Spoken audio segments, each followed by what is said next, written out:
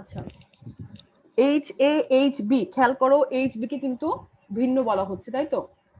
কারণটা কি?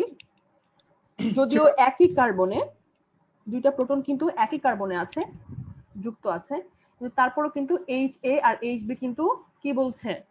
ভিন্ন। HA এবং HB, তা HC তো অবশ্যই ভিন্ন। কারণটা কি? কারণ দেখো, এই যে তোমার ক্লোরাইড, অ্যাসিটাইল ক্লোরাইড যে তোমার ফাংশনাল গ্রুপটা আছে, তার পাশে এটা সিস পজিশনে আর এটা হচ্ছে ট্রান্স পজিশনে। ঠিক আছে? তার মানে কি দেখো, এই দুইটা প্রোটন কি যখনই কখন তোমার হচ্ছে ম্যাগনেটিক্যালি নন ইকুইভ্যালেন্ট হবে। ম্যাগনেটিক্যালি নন ইকুইভ্যালেন্ট কখন হবে? আমি বলেছি যে আশেপাশের সব প্রোটনের সাথে যদি তোমার হচ্ছে কাপলিং কনস্ট্যান্ট যদি সেম হয়। এখন দেখো, এইচ এর সাথে এইচ সি কিন্তু সিস পজিশনে আছে। সিস পজিশনে থাকলে ওর সাথে ওর যে কাপলিং কনস্ট্যান্ট, এইচ এর সাথে এইচ সি যে কাপলিং কনস্ট্যান্ট, আর এইচ বি সাথে এইচ সির কাপলিং কনস্ট্যান্ট কিন্তু সেম না। সেক্ষেত্রে আমি বলতে পারছি এইচ এ এবং এইচ বি হলো ভিন্ন। ঠিক আছে? আবার একইভাবে এই যে তোমার পোলার যে গ্রুপটা আছে, পোলার গ্রুপের সাথে এইচ বির সম্পর্কটা হচ্ছে সিস আর এইচ এর সম্পর্কটা হচ্ছে ট্রান্স। এ কারণে তোমার এইচ এটা কি মাল্টিপ্লিসিটি দিবে খেয়াল করো। প্রথমে হচ্ছে ডাবলেট অফ ডাবলেট দিবে, ডাবলেট অফ ডাবলেট দিবে। কারণ হচ্ছে তোমার প্রথমে সিস কাপলিং, প্রথমে হচ্ছে সিস কাপলিং, তারপর হচ্ছে জেমিনাল কাপলিং।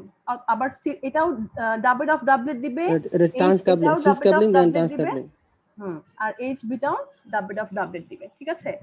এটা কিন্তু n+1 রুলটা কিন্তু ফলো করছে না। কোন কোন জায়গায় কিন্তু n+1 রুল ফলো করে, আবার কোন কোন জায়গায় n+1 রুল ফলো করে না।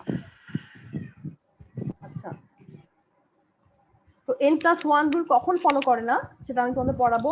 সেটা হচ্ছে যখন হচ্ছে ম্যাগনেটিক্যালি নন ইকুইভ্যালেন্ট হয়, ঠিক তখন n+1 রুল আর ফলো করে না। তখন তোমার কি করতে হয়? তখন ট্রি ডায়াগ্রামে যেতে হয়। ট্রি ডায়াগ্রাম, ঠিক আছে? ট্রি ডায়াগ্রাম ফলো করে আমাদের মাল্টিপ্লিসিটিটা বের করতে হয়। আচ্ছা, কাপলিং কনস্ট্যান্ট। Coupling constant কি? Distance between the peaks in a simple multiplet is called coupling constant. মানে জাস্ট যে মাল্টিপ্লিসিটিটা আছে, মাল্টিপ্লিসিটির মাঝখানে যে ডিফারেন্সটা, এই স্পেসটাকে আমি বলি হচ্ছে কাপলিং কনস্ট্যান্ট। তোমাদের আমি একটা দাঁড়াও, তাই না এখানে। আচ্ছা, একটা তোমাদের ওয়াজিদ মিয়া থেকে একটা স্পেকট্রাম আমি নিব। স্পেকট্রাম নিয়ে সেখান থেকে কিভাবে করে কাপলিং কনস্ট্যান্ট বের করতে হয় সেটা আমি তোমাদের দেখাই দেবো। কারণ তোমরা যারা থিসিস করবে তাদের জন্য এটা খুব ইম্পর্টেন্ট যে আমরা যখন কোনো কম্পাউন্ড, আননোন কম্পাউন্ডের কোনো হচ্ছে স্পেকট্রাম পাই, এনএমআর যখন নেই, হ্যাঁ, তখন সেখানে একটা কম্পাউন্ড কি কাপলিং কনস্ট্যান্ট ওখান থেকে আমি বের করতে পারি। ক্যালকুলেশন করে কাপলিং কনস্ট্যান্টটা বের করা যায়। বের করতে পারলে আমি বুঝতে পারবো প্রোটনটা আসলে কোন পজিশনে আছে, সিসে আছে, ট্রান্সে আছে, নাকি কোন ধরনের প্রোটনের সাথে কাপল করছে, নাকি অ্যালিফেটিক কাপলিং নাকি তোমার অ্যারাইলিক কাপলিং হচ্ছে, এটা কিন্তু একটু বের করা যায়। হ্যাঁ, তো সেক্ষেত্রে কোন পিকের সাথে কোন পিকের সম্পর্ক এটাও বের, যেমন ধরো CH3 এবং CH2, ঠিক আছে? ইথাইল আয়োডাইডের ক্ষেত্রে ট্রিপলেট এবং এই মিথাইল প্রোটনের সাথে এই ইথাইল প্রোটনের যে কাপলিং কনস্ট্যান্ট, ইথাইলের সাথেও কিন্তু মিথাইলের কাপলিং কনস্ট্যান্ট সেম হবে। ঠিক আছে? এখন এখানে যেহেতু দুইটা শুধুমাত্র দুই ধরনের প্রোটন আছে, কম্পাউন্ড স্পেকট্রাম যখন আমি পাবো তখন ট্রিপলেট আর কোয়াড্রেট কিন্তু আমি পাশাপাশি পাচ্ছি। কিন্তু যখন খুব বড় একটা কম্পাউন্ড হবে তখন কি হবে? মাঝখানে কিন্তু আরো অনেক ধরনের পিক চলে আসতে পারে। তখন কি হবে? তুমি স্পেকট্রামের কাপলিং কনস্ট্যান্ট বের করে তুমি এটা বুঝতে পারবা যে কোন প্রোটন দুটা নেইবারিং প্রোটন। ঠিক আছে? যেমন যদি নেইবারিং প্রোটন হয়, এখানে যদি 7 হার্জ হয়, আমি ক্যালকুলেশন করে বের করলাম এখানে 7 হার্জ, তাহলে এখানেও 7 হার্জ হবে যদি নেইবারিং প্রোটন হয়। পাশাপাশি যদি থাকে, তোমার একে অপরকে সেম কাপলিং কনস্ট্যান্টে স্প্লিট করে দিবে। যার কারণে আমি যদি তোমার স্পেকট্রামটা আমি একটা দেখাবো তোমাদের, স্পেকট্রাম দেখালে সেখান থেকে ক্যালকুলেশন করে আমি কাপলিং কনস্ট্যান্ট বের করতে পারবো, এবং বের করে নেইবারিং প্রোটন কোনটা আছে সেখান থেকে কিন্তু আমি বের করতে পারি। এটা থিসিস যারা করছো তাদের জন্য ইম্পর্টেন্ট। আচ্ছা, কাপলিং কনস্ট্যান্ট কে যে দ্বারা প্রকাশ করা হয়, the coupling constant is a measure how strongly a nucleus is affected by the spin itself of its neighbor. অবশ্যই একটা নিউক্লিয়াস, আমি যখন এই নিউক্লিয়াসকে যখন আমি রেজোন্যান্সে নিচ্ছি, সে কি একটা নেট একটা মানে মনে করো যে তার স্পিন স্টেট এত দ্রুত চেঞ্জ হয় যে মানে এনএমআর স্কেল কিন্তু তখন মিথাইলকে ধরতে পারে না, বাট একটা নেট একটা স্পিন স্টেট সে ফিল করে। যাই হোক, কিন্তু তার পাশে নেইবারিং যে প্রোটনটা আছে, নেইবারিং প্রোটনের স্পিন স্টেট সে সেন্স করতে পারে। আমরা সেটা দেখেছি অরিজিন অফ স্পিন স্টেট থেকে। এখন কত স্ট্রংলি সে স্পিন স্টেটটাকে সেন্স করতে পারবে এটা মেজার করা যায় হচ্ছে কাপলিং কনস্ট্যান্ট থেকে। যত স্ট্রংলি সে তোমার হচ্ছে সেন্স করতে পারবে, তত বেশি তোমার হচ্ছে কাপলিং কনস্ট্যান্টটা বাড়বে, কাপলিং কনস্ট্যান্টের মানটা বেড়ে যাবে। ঠিক আছে? আচ্ছা, the spacing between the multiplate peaks is measured on the same scale as chemical shift। ঠিক আছে? তার মানে তোমার হচ্ছে হার্টজে বের করা হয়। ঠিক আছে? আর পিপিএম আমরা যখন বের করি, পিপিএমটা যখন কিভাবে বের করি, তোমার হচ্ছে পিপিএম ভার্সেস হচ্ছে মেগাহার্জ, হার্জটাকে আমার মেগাহার্জ দিয়ে ভাগ করলে আমি হচ্ছে পিপিএমটা পাচ্ছি। আর এখানে কাপলিং কনস্ট্যান্টে কি করা হয়, জাস্ট এই দুটোর ডিফারেন্সটা তোমার হচ্ছে হার্জে বের করা হয়। ঠিক আছে? হার্জে কিভাবে বের করা হয় সেটা আমি তোমাদেরকে দেখিয়ে দিব। The coupling constant is always expressed in hertz। আচ্ছা আচ্ছা, এখানে একটা কথা হচ্ছে যে তোমার এক্সিওম, যেটা আমি তোমাদেরকে বলছিলাম, এক্সিওমটা বের করা। এক্সিওম হচ্ছে একটা ওয়ার্ড, যার মানে হচ্ছে তোমার এই যে আমি ইথাইল আয়োডাইড দেখালাম, মিথিলিন এবং মিথাইল প্রোটন এক পরস্পরকে স্প্লিট করে, তাই তো, পরস্পর পরস্পরের সাথে কাপলিং করছে। এই কাপলিং কনস্ট্যান্ট যখন সেম হবে, দুইটা গ্রুপ অফ প্রোটনের যখন কাপলিং কনস্ট্যান্ট সেম হবে, তখন আমি সেই গ্রুপ অফ প্রোটনকে বলবো হচ্ছে axiom. The coupling constant of the groups of protons that split one another must be identical। তার মানে কি, মিথাইল আয়োডাইড এবং ইথাইল আয়োডাইড, ঠিক আছে, CH3CH2 আয়োডিন, এর সাথে এর যে কাপলিং কনস্ট্যান্ট এটা হচ্ছে 7.5 হার্টজ। ঠিক আছে? তার মানে যখন আমি ট্রিপলেট পাবো, ট্রিপলেটের মধ্যে এই মাঝখানের যে দূরত্ব হবে 7.5 হার্টজ, কোয়াড্রেটের ক্ষেত্রেও ঠিক একই ডিস্টেন্স হবে 7.5 হার্টজ। যেটা আমি তোমাদেরকে বলছিলাম, যখন বড় কোনো কম্পাউন্ড তুমি ল্যাবে তৈরি করছো, তখন কি হবে, আমি তো এখানে মাত্র দুই ধরনের প্রোটন পাশাপাশি আমি বুঝতেই পারছি যে এরা একে অপরকে স্প্লিট করছে। কিন্তু যখন তোমার ভ্যারাইটিস অফ তোমার হচ্ছে প্রোটন থাকে, তখন কি হবে, মাঝখানে কিন্তু অনেক পিক চলে আসে। ঠিক আছে? তখন এই দুই কোনটা আসলে এক্সিওম এটা বের করাটা কিন্তু টাফ হয়ে যায়, যদি না তুমি ওই কাপলিং কনস্ট্যান্টটা তুমি বের করতে পারো। যখন দেখবে যে না সেম, একদম আসলে সেম আসে না, মনে করো 7.5 7.47 অনেক সময় আসতে পারে, এরকম কাছাকাছিও যদি আসে, তখন আমি বলতে পারবো দুইটা হচ্ছে এক্সিওম। এক্সিওম মানে হচ্ছে এরা নিউবারিং প্রোটন, একে অপরকে স্প্লিট করেছে। আচ্ছা, the exome is extremely useful in interpreting a spectrum, যেটা বলছিলাম, that may have several multiplets। হ্যাঁ, যেটা বললাম, several multiplet থাকলে এখানে তো কোয়াড্রেট ট্রিপলেট থেকেও কিন্তু বোঝা যায় যেটা পাশাপাশি আছে। ঠিক আছে? CH2 CH3 পাশাপাশি। অনেক সময় মাল্টিপ্লিসিটি থেকেও আমি বলতে পারবো, মানে ওই যে কাপলিং কনস্ট্যান্ট বের করে বুঝতে পারবো যে একে অপরকে স্প্লিট করেছে কিনা। ঠিক আছে? কথাটা বুঝতে পারছো কিনা? আচ্ছা, আরেকটা জিনিস হলো যে তোমার আমি যদি ফিল্ড স্ট্রেংথ বাড়িয়ে দেই, তাহলে কাপলিং কনস্ট্যান্টের কোনো চেঞ্জ হবে কিনা। হ্যাঁ, একটা কিন্তু আমি তোমাদের পড়িয়েছিলাম যে তোমার ফিল্ড স্ট্রেংথ কিংবা হচ্ছে ম্যাগনেটিক ফিল্ড যখন আমি বাড়াচ্ছি, হ্যাঁ, অনেক আগে ইউজ করা হতো 60 মেগাহার্জের এনএমআর, এখন 100 600 400, আমাদেরটা 400 এরকম এনএমআর কিন্তু মেশিন আছে, তাই তো। এখন এতগুলো মেশিনের যে ভ্যারাইটিস, আমি যখন একটা সিম্পল কম্পাউন্ডকে যখন এক একটা মেশিনে যখন রান করাচ্ছি, তখন মানগুলো কি আসলে ভিন্ন হবে কিনা। এটার উত্তর হচ্ছে কেমিক্যাল শিফটে কোনো পরিবর্তন হবে না। সেটা আমি তোমাদের একটা ম্যাথের মাধ্যমে দেখিয়েছিলাম যে কেমিক্যাল শিফটে কোনো পরিবর্তন হয় না। ইভেন কাপলিং কনস্ট্যান্টেরও কোনো পরিবর্তন হয় না, কারণ যখন আমি ম্যাগনেটিক ফিল্ড বাড়াই, তখন আসলে কি হয়, স্পেস বিটুইন দ্য মাল্টিপ্লেটস, স্পেস, এই যে এইটা একটা কোয়াড্রেট এবং একটা ট্রিপলেট, তাই তো, এই দুটার পিকের মাঝখানে ডিফারেন্সটা বেড়ে যায়। যখন আমি 60 মেগাহার্টজ থেকে 100 মেগাহার্টজে আসবো, তখন এই দুটার মাঝখানে ডিফারেন্সটা বেড়ে যায়, যাতে রিজলভিং পাওয়ারটা বেড়ে যায়। আমি খুব সুন্দর করে পিকগুলোকে আইডেন্টিফাই করতে পারবো। 60 মেগাহার্টজে দেখো, 60 মেগাহার্টজে কিন্তু পিকগুলা কিন্তু খুব কাছাকাছি, যার কারণে কিন্তু পিকগুলা অনেক সময় কি হয়, যদি মাল্টিপ্লেট থাকে অথবা অনেকগুলো পিক থাকে, তখন কিন্তু একে অপরকে ওভারল্যাপ করে যায়। হ্যাঁ, খুব ভালো বোঝা যায় না 60 মেগাহার্টজের মেশিনে, এনএমআর মেশিনে। যার কারণে যখন তুমি অ্যাপ্লাইড ম্যাগনেটিক ফিল্ড বাড়িয়ে দিচ্ছ, তখন কি হচ্ছে, তখন কিন্তু স্পেস বিটুইন দ্য পিকস বেড়ে যাচ্ছে। ঠিক আছে? বেড়ে গেলে তখন কি হচ্ছে, তখন গুলো খুব সুন্দর করে রিজলভ করা যায়। এরকম প্রশ্ন কিন্তু অনেক সময় আসে যে তোমার যদি আমি ম্যাগনেটিক ফিল্ড বাড়াই বা কমাই, তার সাথে কাপলিং কনস্ট্যান্টের রিলেশনটা আসলে কিরকম, হ্যাঁ রিলেশনটা কিরকম, যে তোমার কাপলিং কনস্ট্যান্টে কোনো চেঞ্জ হবে, তাহলে কি ধরনের পরিবর্তন হয়, এটা কিন্তু পরীক্ষায় কিন্তু অনেক সময় আসে। তার মানে এটা মনে রাখবে যে তোমার হচ্ছে ম্যাগনেটিক ফিল্ড অ্যাপ্লাই করলে কাপলিং কনস্ট্যান্ট এবং কেমিক্যাল শিফট ভ্যালুর কোনো পরিবর্তন হয় না। আমি কিন্তু একটা ম্যাথ দিয়ে তোমাদের দেখাচ্ছিলাম, একটু দেখাই দিই আবার।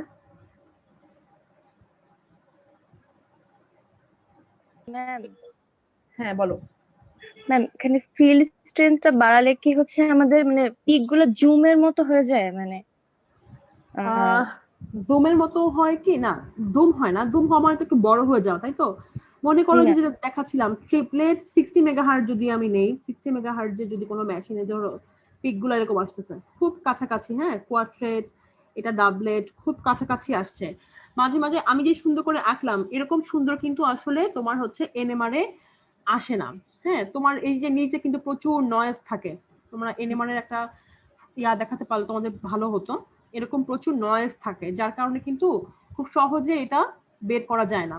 তুমি যখন 60 থেকে 100-তে যাবা কিংবা 400-তে যাবা তখন আসলে কি হয়, স্কেলটা অনেকটা তুমি যেটা বল হ্যাঁ জুমের মতো হয়ে যায়, যার কারণে কি হয় এই মাঝখানের স্পেসটা বেড়ে যায়।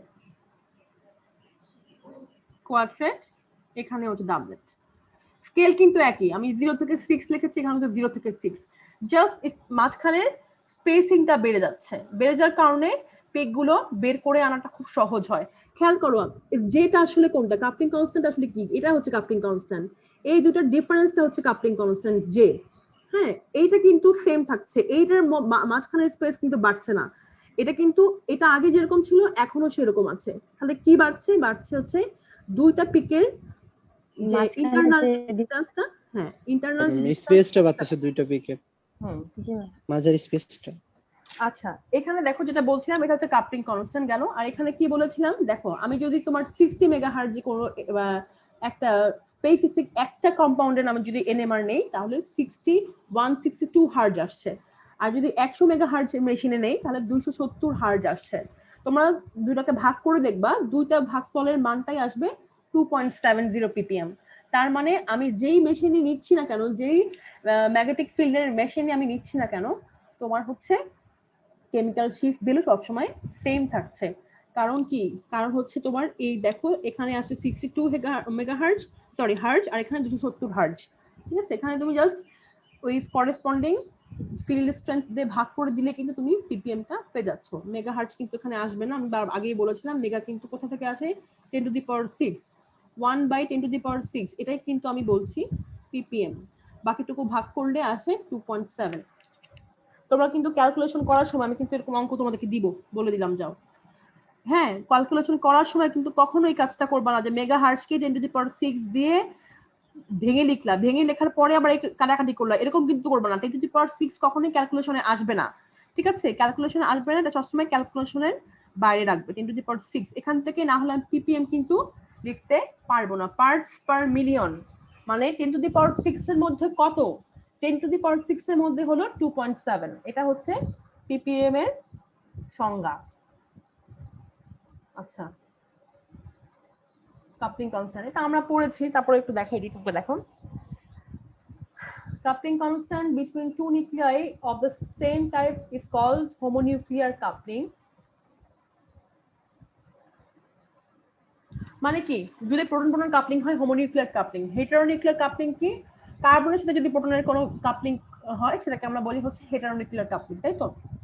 Coupling between carbon 13 and attached hydrogen আর one bond heteronuclear coupling, homonuclear অথবা হেটারোনিউক্লিয়ার কাপলিং। আচ্ছা এক্সপ্রেশন অফ কাপলিং, পরীক্ষা আমি বলি তোমাদেরকে অনেক সময় আমাদের পরীক্ষার সময় এই প্রশ্নটা মনে হয় আসছিল, এত সহজ প্রশ্ন ছিল যে আমি বুঝতে পারছিলাম না উত্তর কি হবে। অনেক সময় কিন্তু পরীক্ষা হলে এরকম হয়, প্রশ্নটা কিন্তু খুব সহজ কিন্তু তুমি কিন্তু অ্যান্সারটা মানে মানে কঠিন জিনিস পড়তে পড়তে সহজ জিনিস পারা যায় না। হ্যাঁ এটা কিন্তু অনেক সময় হয়, এই জন্য সবকিছু কিন্তু পরীক্ষার মানে একদম আমি এরকমও দেখেছি অনেক স্টুডেন্ট কিন্তু অনেক ভালো কেমিস্ট্রি জানে কিংবা বুঝে কিন্তু তার পরীক্ষার হলে তার পারফরমেন্স কিন্তু ভালো না।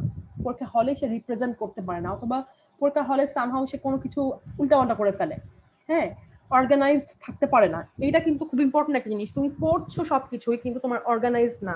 তুমি কিভাবে করে তোমার ওই 4 ঘন্টার মধ্যে তোমার সমস্ত একটা বছরের একটা পারফরমেন্স তুমি শো করবে, এই 4 ঘন্টায় কিন্তু তোমার ফিক্স করতে হবে, হ্যাঁ, মাথার মধ্যে কিন্তু সেট আপ থাকতে হবে আগে থেকে। এই কারণে প্র্যাকটিস, আমি তোমাদেরকে বারবারই বলি, অনার্স পর্যন্ত যা করে আসছো ফাইন, তোমাদের ব্যাচের রেজাল্ট ভালো, আমি তোমাদের ব্যাচটাকে ইনফ্যাক্ট পছন্দ করি, বিকজ তোমরা কিন্তু অন্যান্য ব্যাচের চেয়ে সোবার মনে হচ্ছে আমার কাছে। কিন্তু অনার্সে যা করেছো, মাস্টার্স কিন্তু খুবই ইজি, মাত্র 4টা কোর্স, হ্যাঁ, 4টা কোর্সে ভালো করা কিন্তু খুবই সোজা। আমি চাইবো তোমরা সবাই মাস্টার্সে ফুল ইফেক্টটা দাও, একটা ভালো রেজাল্ট নিয়ে বের হও। কারণ তোমাদের ব্যাচটা হচ্ছে, আমি বলি, আমার জয়নিং এর পর তোমাদের ব্যাচের সাথে সবচেয়ে বেশি আমার ক্লাস ছিল, হ্যাঁ, ইভেন আমি তোমাদের ব্যাচকে পছন্দ করি, রেজাল্ট সবাই ভালো, সবাই মোটামুটি ভালো পড়াশোনা করো, পলিটিক্যাল স্টুডেন্ট কম, ডিস্টার্ব কম করো তোমরা অন্যান্য ব্যাচের তুলনায়। এই কারণে আমি চাই তোমরা আরেকটা পয়েন্ট কি, যে আমি যখন স্টুডেন্ট ছিলাম ডিপার্টমেন্টে, তখনও কিন্তু তোমরা স্টুডেন্ট ডিপার্টমেন্টে কেবল ঢুকেছো, তাই না? তো সেক্ষেত্রে একটা বন্ডিং কিন্তু তোমাদের প্রতি আমার আছে। সেই বন্ডিং থেকে আমি তোমাদের একটু বলতে চাই যে অবশ্যই মাস্টার্সে ভালো করে সবাই পড়াশোনা করার চেষ্টা করো। মাত্র 4টা কোর্স, এরপরে কোর্স বাড়বে, আমাদের মিটিং এ হয়েছে, এরপরে কিন্তু কোর্স অনেক বেড়ে যাবে। বেড়ে গেলেই কিন্তু তোমার এটাকে টাফ হয়ে যায়, এবং 4টা কোর্স কিন্তু ফুল ইউনিট কোর্স। ফুল ইউনিট কোর্সে ভালো করা কিন্তু সোজা, আর হাফ ইউনিট কোর্স কিন্তু ভেরি টাফ মানে ভালো করা, ঠিক আছে? সেক্ষেত্রে থিসিস যারা করছো, সেক্ষেত্রে থিসিসের স্টুডেন্টরা মনে রাখবা যে রেগুলার ল্যাবে থাকা, যখন তোমার ওই প্যান্ডেমিকটা কমবে বা লকডাউন কমে যাবে, রেগুলার তোমার হচ্ছে ল্যাবে কাজ করা, হ্যাঁ, এটা কনফার্ম করা যে হ্যাঁ আমি যত ল্যাবে থাকলে কাজ শিখাই যায়। থিসিস স্টুডেন্টরা নন থিসিস তো ল্যাব করবে, ল্যাবের প্রতি একটা গুরুত্ব থাকে, কাজটা ঠিকমতো শিখে নিতে হবে, হ্যাঁ। আর 4টা কোর্সে ভালো করা ভেরি ইজি। তো ক্ষেত্রে বলতেছি তোমরা ভালো করে পড়াশোনা করবা সবাই, শুধু যে প্রথম 10 জন কিংবা প্রথম 5 জন তা কিন্তু না, সবাই ভালো করে পড়াশোনা করবা। প্রত্যেকটা রেজাল্টে কিন্তু একটা ওয়েট থাকে, বুঝছো? মাস্টার্স, অনার্স সব রেজাল্টে কিন্তু একটা নিজস্ব ওয়েট থাকে। ভালো করার চেষ্টা করো, তোমাদেরই কাজে আসবে। আচ্ছা, ম্যাম, কোর্স কি আমাদের ব্যাচ থেকেই বাড়বে? না, তোমার ব্যাচ থেকে বাড়ার কথা না, ভয় পাওয়ার কারণ নাই, তোমাদের ব্যাচ থেকে বাড়বে না। হয়তো বা এখনো মিটিং হয় নাই, যেহেতু তোমাদের ব্যাচ থেকে বাড়ার কোনো সম্ভাবনা নাই। তোমার হচ্ছে কোর্স হয়তো বা 4th ইয়ার থেকে কিছু কমিয়ে এনে মাস্টার্স ইনক্লুড করা হবে, এরকম কিছু আর কি, অথবা মাস্টার্সে নতুন কোনো কোর্স দেওয়া হবে, হ্যাঁ। যারা মনে করো যে অর্গানিক পড়ছে, অর্গানিক সেকশনে যারা আসে, তারা অর্গানিক থেকে আরো বেশি প্রায়োরিটাইজ করা হবে। যারা ইনঅর্গানিক পড়বে, ইনঅর্গানিক সেকশন থেকে একটা কোর্স বাড়ানো হবে, এরকম আর কি, ঠিক আছে? আচ্ছা, এক্সপ্রেশন অফ কাপলিং কনস্ট্যান্ট, আমরা যেটা বলি এক্সপ্রেশন অফ কাপলিং কনস্ট্যান্টে আমরা কিভাবে লিখি? 1J, তাই তো? 1J লিখে আমি মানটা সাধারণত লিখে ফেলি। সাধারণত আমরা জানি, আমরা হোমোনিউক্লিয়ার কাপলিংটাই পড়ি যখন প্রোটন পড়ছি। হোমোনিউক্লিয়ার কাপলিং যখন হয়, এটা লেখার প্রয়োজন পড়ে না, প্রোটন প্রোটন কাপলিং হচ্ছে, তারপর আমরা মানটা কি, জাস্ট মানটা লিখে ফেলি, ঠিক আছে? 9 থেকে 15 সাধারণত হয়। আচ্ছা, একটা জিনিস সবসময় মনে রাখবে, জেমিনাল কাপলিং, ভিজিনাল কাপলিং, ঠিক আছে, অথবা লং রেঞ্জ কাপলিং, যেটাই হোক না কেন, যদি তোমার হচ্ছে অ্যালিফ্যাটিক হয়, অ্যালিফ্যাটিক হলে জেমিনাল কাপলিং, জেমিনাল মানে কি? টুইন, মানে একই মাদারের দুইটা, হ্যাঁ, দুইটা ধরে নেওয়া হয় আর কি। তখন কি হয়? জেমিনাল টুইন ধরা হয়, দুইটা মনে করো একই মাদারের দুইটা বেবি, হ্যাঁ, সেক্ষেত্রে কি হচ্ছে? টুইন হচ্ছে পরস্পরের। তো সেক্ষেত্রে যদি অ্যালিফ্যাটিক হয়, কার্বনটা খেয়াল করো, এটা কিন্তু sp3 হাইব্রিডাইজড। যদি sp3 হাইব্রিডাইজড হয়, জেমিনাল কাপলিং এর মান সবসময় বেশি হবে, 9 থেকে 15 হয়। আর যদি এটা কিন্তু 2J কাপলিং, 1 2 কয় বন্ড ডিস্টেন্স আছে এই দুটো প্রোটন? 1 2 বন্ড ডিস্টেন্স আছে, সেখান থেকে কি হবে? 2J, অবশ্যই প্রোটন প্রোটন কাপলিং। 2J সবসময় জেমিনাল কাপলিং হয়, ঠিক আছে? যদি অ্যালিফ্যাটিক হয়, তোমার কম্পাউন্ড তোমার সামনে, যদি অ্যালিফ্যাটিক হয় সবসময় মান মনে রাখবা অনেক বেশি হয়। আর যদি এই কার্বনটা অ্যালিফ্যাটিক না হয়, তোমার হচ্ছে অলিফিনিক হয় অথবা sp2 হাইব্রিডাইজড হয় সেক্ষেত্রে 1 2 যে কাপলিং কনস্ট্যান্টের মান কিন্তু অনেক কম হয়, ঠিক আছে, কাপলিংটা অনেক কমে আসে 0 থেকে 2 হার্জ। এটার কারণটা হচ্ছে তোমার ডিরেক্ট ভেক্টর মডেল একটা আছে, সেই মডেল থেকে পড়তে হবে, সেই মডেল যেহেতু আমাদের সিলেবাসে নাই ওই দিকে আমি না যাই। তো তোমার এটুকু মনে রাখবে যে যদি অ্যালিফ্যাটিক হয় অ্যালিফ্যাটিক ক্ষেত্রে মানটা 2 যে কাপলিং কনস্ট্যান্টের মানটা অনেক বেশি হবে, আর sp2 অলিফিনিকের ক্ষেত্রে 0 থেকে 2 1 হার্জ, যেটাকে আমরা বলি হেটারোনিউক্লিয়ার কাপলিং, কার্বন 13 আর প্রোটন 156 হার্জ, ঠিক আছে। এখানে কি হচ্ছে, এখানে তোমার কাপলিং কনস্ট্যান্টের মানটা অনেক বেশি হয়, সেটা আমরা কার্বন 13 এ পড়বো। আর এখানে 2 যে যেটা বললাম 2 থেকে 15 known as geminal coupling observed between protons on the same atom। 3 যে যদি হয় 3 যে 1 প্রোটন প্রোটন কাপলিং হয় 8 hertz known as vicinal coupling। vicinal coupling কখন হতে পারে দেখো, এইটা হতে পারে 1 2 3, পাশাপাশি দুইটা কার্বনের যে প্রোটন আছে তাদের মধ্যে যদি তোমার কাপলিং হয় তখন সেটাকে আমরা বলি হলো vicinal coupling। এটাও 3 যে কাপলিং 1 2 3, 3 যে ট্রান্স 16 হার্জ, আর 3 যে সিস কত হয় 10 হার্জ, 10 হয় অথবা 8 হয় 9 হয় এরকম হয়, ঠিক আছে। আচ্ছা এখানে কি দেখো, এখানে যেটা দেখাচ্ছিল এটাও অ্যালিফ্যাটিক, যেহেতু এটা হচ্ছে sp3 হাইব্রিডাইজড, এটাও জেমিনাল কাপলিং। জেমিনাল কাপলিং হলে কত হচ্ছে 12 থেকে 18, খেয়াল করো যদি সাইক্লোহেক্সান হয় সেক্ষেত্রে মানটা একটু বেড়ে যাচ্ছে। 1 মিনিট।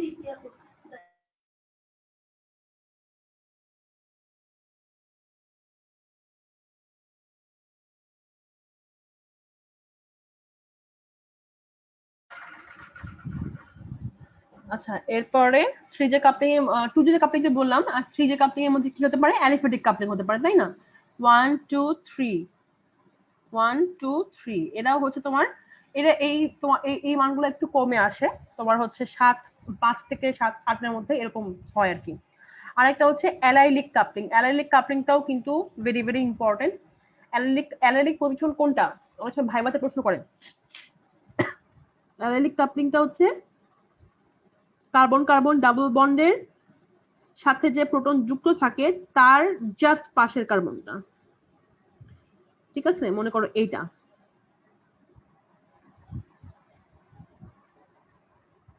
এটা হচ্ছে অ্যালাইলিক পজিশন, এটাকে বলে হচ্ছে অ্যালাইলিক পজিশন, ঠিক আছে। এটাকে সাধারণত অ্যালাইলিক গ্রুপ বলে, অনেক সময় ভাইভাতে কিন্তু অ্যালাইলিক গ্রুপ ফাংশনাল অ্যালাইলিক একটা গ্রুপ লিখতে বলে কিন্তু, ঠিক আছে। আবার অ্যালাইলিক পজিশন কোনটা এটা কিন্তু বলে, এটা হচ্ছে অ্যালাইলিক পজিশন, ঠিক আছে। অ্যালাইলিক পজিশনে অ্যাটাক দেখাতে বলে, এরকম কিন্তু তখন তোমাদের বুঝতে হবে অ্যালাইলিক পজিশনটা কোনটা। আচ্ছা লং রেঞ্জ কাপলিং, সাধারণত 3 এর বেশি গেলেই সেটাকে আমরা লং রেঞ্জ কাপলিং বলি, কারণ 3 বন্ড ডিসটেন্সে কাপলিং সবচেয়ে বেশি মানে মোটামুটি স্ট্রং হয়। বাকি লং রেঞ্জে গেলেই মানে 3 এর বেশি হলে 4 বন্ড ডিসটেন্স হলে সেটাকে আমরা মানে কাপলিং এর মানে স্ট্রেংথটা কমে যায়। Coupling occur between protons that are separated by 4 or more covalent bonds, ঠিক আছে। এখানে দেখো 4AD, এর সাথে D, A আর হচ্ছে D, ঠিক আছে। এই দুটা প্রোটনের যে কাপলিং কনস্ট্যান্ট, দেখো কয় বন্ড ডিসটেন্স 1 2 3 4, 4 বন্ড ডিসটেন্সে A আর D প্রোটনটা আছে। এই কারণে এর মানটা কি আসছে 0 থেকে 3, অনেক সময় 0 থেকে 2 আসে, বইতে লেখা থাকে 0 থেকে 2, অথবা HB সাথে HD এর যে কাপলিং কনস্ট্যান্ট এটাও কিন্তু 4 বন্ড ডিসটেন্সে, এটাও হচ্ছে অ্যালাইলিক কাপলিং, যেটা হচ্ছে 0 থেকে 3 হতে পারে, ঠিক আছে। তো এটা কিন্তু তোমার হচ্ছে টাইপস অফ কাপলিং কনস্ট্যান্ট, কয় ধরনের কাপলিং কনস্ট্যান্ট হতে পারে, হ্যাঁ। আবার এক্সপ্রেশন অফ কাপলিং কনস্ট্যান্ট এরকমও প্রশ্ন আসতে পারে, একটু কিন্তু তোমার মানে হেডিং গুলোর দিকে কিন্তু একটু নজর রাখতে হবে কোনটা আসলে কি কি বলে এক্সপ্রেস করছে।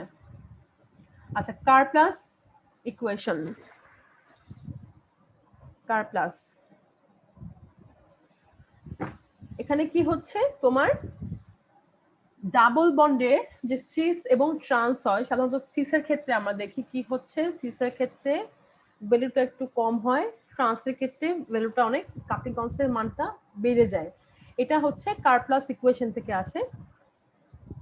এটা কি হয় আচ্ছা, 3J বলতে বোঝাচ্ছে তোমার হচ্ছে 3 বন্ড ডিসটেন্সে যে কাপলিং কনস্ট্যান্টটা, এই যে কাপলিং কনস্ট্যান্টের সাথে ডাইহেড্রাল অ্যাঙ্গেলের একটা রিলেশন আছে, সেটাই কার্পলাস ইকুয়েশনে দেখানো হয়েছে। ডাইহেড্রাল অ্যাঙ্গেলটা কি? ডাইহেড্রাল অ্যাঙ্গেলটা হচ্ছে তোমার angle between the plane, ma'am. Right, angle between the planes, তাই তো? তো কোন কোন প্লেন? হ্যাঁ, লিনিয়ার যে তোমার হচ্ছে কার্বন, মনে করো এখানে কার্বন আছে, কার্বনের সাথে যখন sp3 কিংবা sp2 হাইব্রিডাইজ থাকছে, তখন প্রোটন দুটা কিন্তু প্লেন কিন্তু ভিন্ন হচ্ছে। এখানে খেয়াল করো, প্লেনটা কিন্তু খুব সুন্দর করে আঁকা আছে। এই যে প্লেনের ডিসটেন্স যখন, এই দুটো প্লেনের ডিসটেন্সটা যখন মাপা হচ্ছে, মানে এই দুটো প্লেনের যে অ্যাঙ্গেলটা কোন অ্যাঙ্গেল করে অ্যাঙ্গেলে আছে, সেটাই কিন্তু হচ্ছে তোমার ডাইহেড্রাল অ্যাঙ্গেল। ঠিক আছে, সেটাই হলো তোমার ডাইহেড্রাল অ্যাঙ্গেল। এই ডাইহেড্রাল অ্যাঙ্গেলের সাথে তোমার হলো কাপলিং কনস্ট্যান্টের একটা রিলেশন আছে। সেই রিলেশনটা কি? এটা হচ্ছে সেই রিলেশনটা। ম্যাম, ডাইহেড্রাল অ্যাঙ্গেল যত বেশি হবে কাপলিং কনস্ট্যান্টের মান কি তত বেশি হবে? ডাইহেড্রাল অ্যাঙ্গেলের মান যত বাড়বে তখন একটা স্টেজ পর্যন্ত কমে, আবার তারপরে বাড়ে। যেমন ধরো এই ইকুয়েশন কার্ভটা খেয়াল করো, তোমার 0 থেকে ডাইহেড্রাল অ্যাঙ্গেল যখন 0 থেকে একদম 90 ডিগ্রিতে আসে, 90 ডিগ্রিতে আসলে তোমার কাপলিং কনস্ট্যান্টের মান 0 হয়ে যায়। ঠিক আছে, 90 ডিগ্রি যখন আসবে ডাইহেড্রাল অ্যাঙ্গেল, তখন কাপলিং কনস্ট্যান্টের মান 0, মানে কাপলিং কনস্ট্যান্ট থাকে না।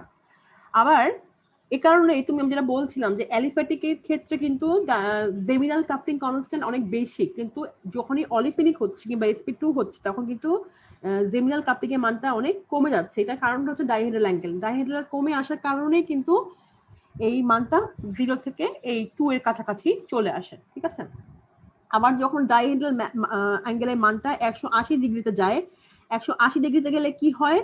ম্যাক্সিমাম ওভারল্যাপ হয়। ঠিক আছে, ম্যাক্সিমাম ওভারল্যাপ হয় কার মধ্যে? অরবিটালের মধ্যে। ঠিক আছে, ম্যাক্সিমাম ওভারল্যাপ হওয়ার কারণে তোমার স্পিন দুইটা, আমার প্রোটনের কি হয় খেয়াল করো, এই যেটা প্রোটন, এই প্রোটনের কি হয়?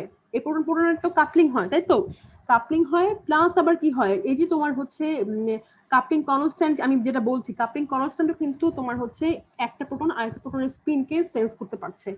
এখন কত স্ট্রংলি সে সেন্স করতে পারছে, এটা ডিপেন্ড করবে অরবিটালের অ্যাঙ্গেলের উপর, এই ডাইহেড্রাল অ্যাঙ্গেলের উপর। ঠিক আছে, এই কতটুকু অরবিটাল গুলো ম্যাক্সিমাম ওভারল্যাপ আছে কিনা। দেখা যায় যে ট্রান্সপোজিশনে যখন তোমার 180 ডিগ্রিতে ডাইহেড্রাল অ্যাঙ্গেল থাকে, তখন কি হয়? অরবিটাল গুলোর ম্যাক্সিমাম ওভারল্যাপ হওয়ার কারণে তোমার দুইটা প্রোটন খুব স্ট্রংলি কাপল থাকে। কাপল থাকার কারণে কাপলিং কনস্ট্যান্ট কিন্তু এদের দেখো 180, মানে এখানে প্রায় 18 পর্যন্ত কিন্তু চলে যায় ট্রান্সের ক্ষেত্রে। আর সিসের ক্ষেত্রে কি হয়?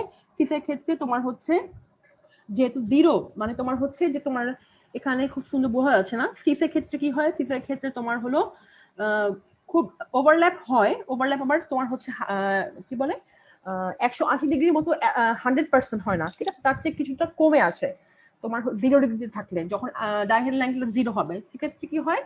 ভ্যালুটা 10 থেকে 12-এর মধ্যে থাকে। অনেক সময় কিন্তু তোমার কম্পাউন্ডের উপর ডিপেন্ড করে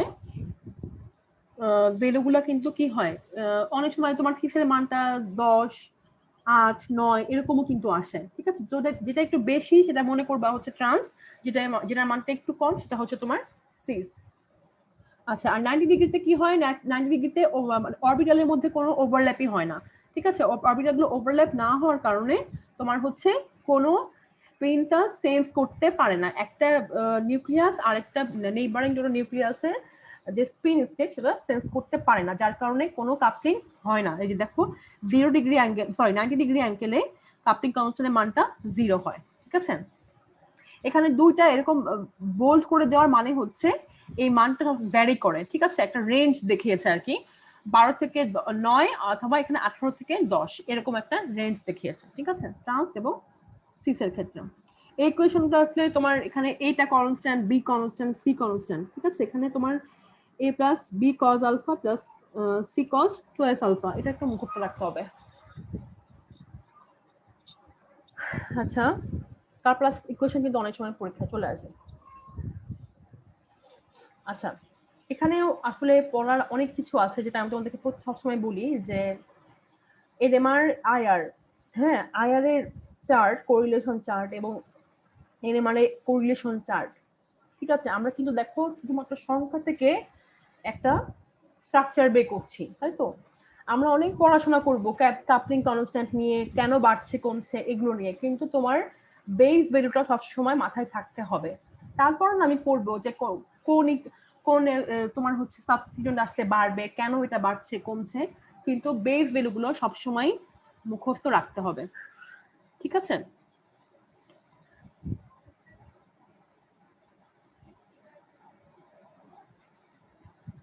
আচ্ছা, এখানে দেখো এটা ব্যাখ্যাটা আমি ভুলে মনে পড়তে পারছি না, সেটা হচ্ছে এইটা। তোমরা কি এই ব্যাখ্যাটা জানো? এই যে CH3 যদি হয় সেখানে তোমার 0.7 থেকে 1.3, মিথিলিন হলে তোমার 1.2 1.4, আর মিথাইন হলে 1.4 থেকে 1.7, একটু বেড়ে যাচ্ছে, তার মানে হচ্ছে ডিশেল্ডেড হচ্ছে। ডিশেল্ডেড হচ্ছে তার মানে কি? সবই কিন্তু sp3 হাইব্রিডাইজড।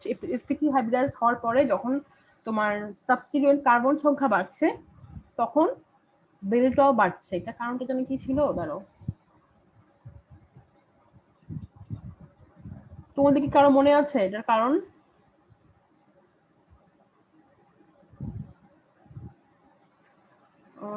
কার্বন। আচ্ছা, এটা তোমরা একটু পড়াশোনা করো, আমি পড়াশোনা করবো, নেক্সট ক্লাসে ইনশাআল্লাহ দেখবো এটা। আচ্ছা, কাপলিং বিহেভিয়ার দেখো 7 থেকে 8।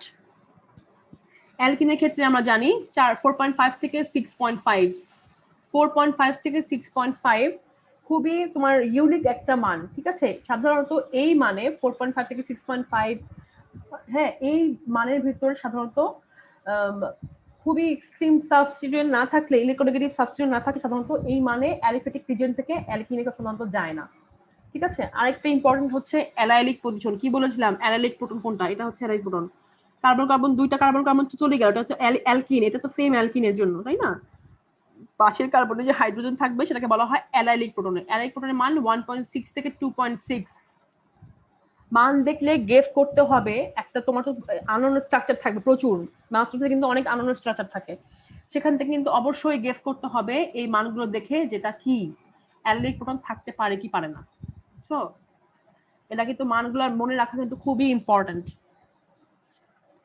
আচ্ছা, কাপলিং বিহেভিয়ার আমরা জানি, একটু করে পড়ে আসলাম। জেমিনাল কাপলিং এর ক্ষেত্রে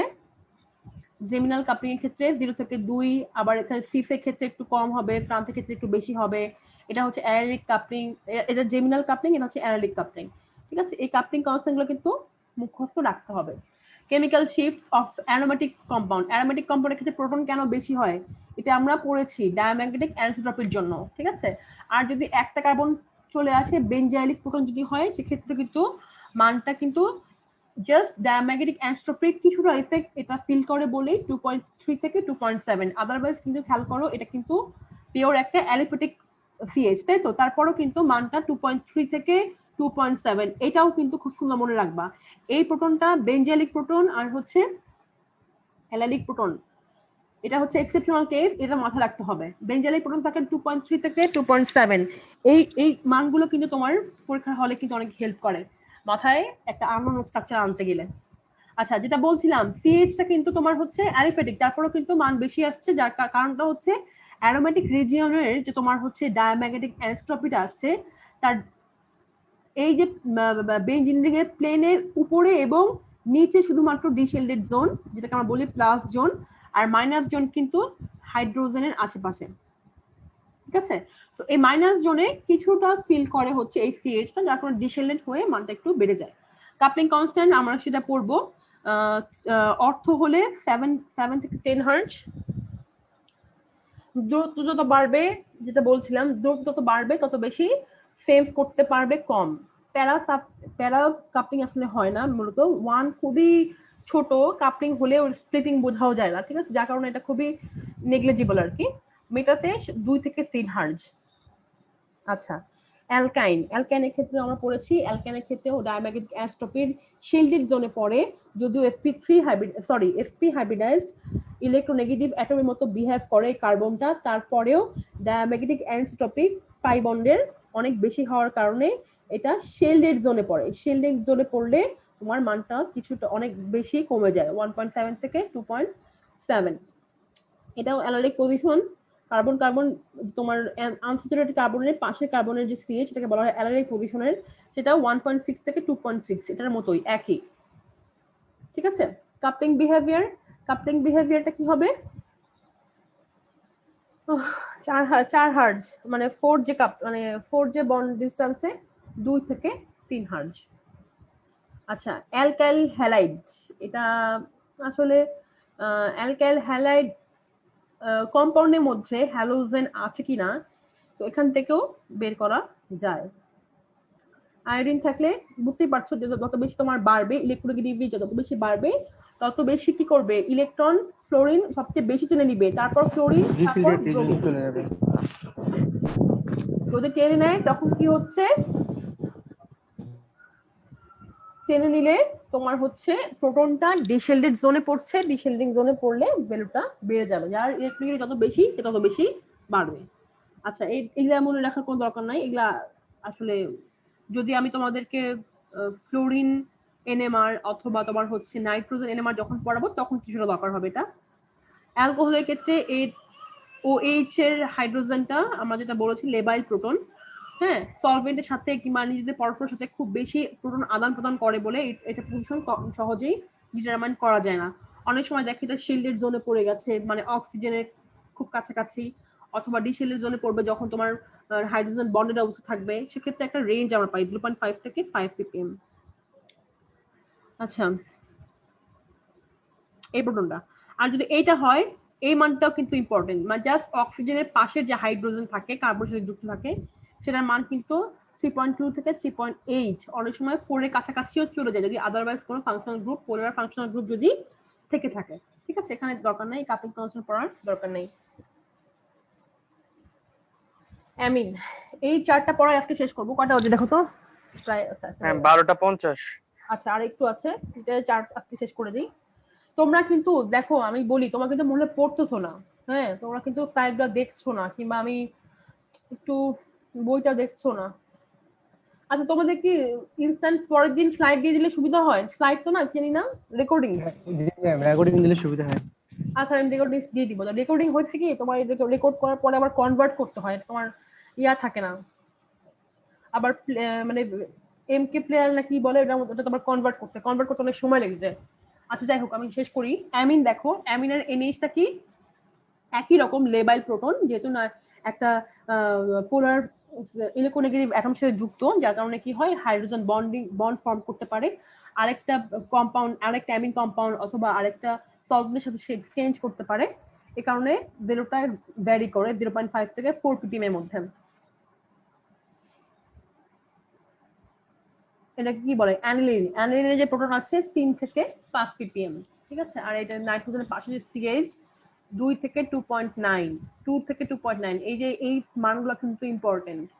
ঠিক আছে, এই মানগুলো কিন্তু খুবই ইম্পর্টেন্ট, এগুলো কিন্তু খেয়াল করে করে পড়বে, কারণ মান যখন থাকে তোমার মান দেখে কিন্তু ফাংশনাল গ্রুপগুলো মাথায় আসতে হবে, বুঝছো? সংখ্যা থেকে ফাংশনাল গ্রুপ মাথায় আসবে, তার মানে বুঝো যে বেভ সংখ্যাটা কতটুকু ইম্পর্টেন্ট। আচ্ছা, এই কাপলিং কনস্ট্যান্ট আছে পড়া দরকার না, এখানে কোনো কাপলিং কনস্ট্যান্ট হয়ও না। এই নাইট্রোজেন এনএমআর যখন পড়বো তখন এটা আসবে 50 হার্জ, এটা পরে পড়া দরকার, এটা দরকার নেই পড়ার। কেমিক্যাল শিফট, অ্যামাইডের ক্ষেত্রে NH হলো 5 থেকে 9 এর মধ্যে, একই রকম তোমার লেবাইল প্রোটন। এই CH-টা কি হবে তোমার, একে তো CO প্লাস NH যুক্ত, তার কারণে কি হবে, এটা কিন্তু অনেক ডিশিল্ডেড জোনে যাবে 2.1 থেকে 2.5। সাধারণত কার্বনিলের পাশের যে তোমার CH থাকে 2.1, 2.4, 2.3 এরকম আসে কিন্তু। ঠিক আছে, নাইট্রোজেনের পাশে থাকলে, নাইট্রোজেনের পাশে CH থাকলে এটা 2.2 থেকে 2.9 হয়। ঠিক আছে, যেহেতু CO আছে মানটা কি হবে, একটু বেশির দিকে যাবে, তোমার 2.9 এর দিকে যাবে। আর যেহেতু এখানে দেখো এইখানে খেয়াল করো CH নাইট্রোজেন, তাই তো, এখানে কিন্তু কোনো কার্বনিল নাই, যার কারণে কার্বনিল ইফেক্টটা কম হবে, 2.2, 2.1 এই মানের দিকে এই ভ্যালুটা থাকবে, আর এখানে 2.9 এর দিকে যাবে। মানে ফাংশনাল গ্রুপের দিকে খেয়াল করে তোমার বুঝতে হবে যে মানটা বাড়ছে না কমবে, এলা পড়া দরকার নাই। কেমিক্যাল শিফট 9 থেকে 10,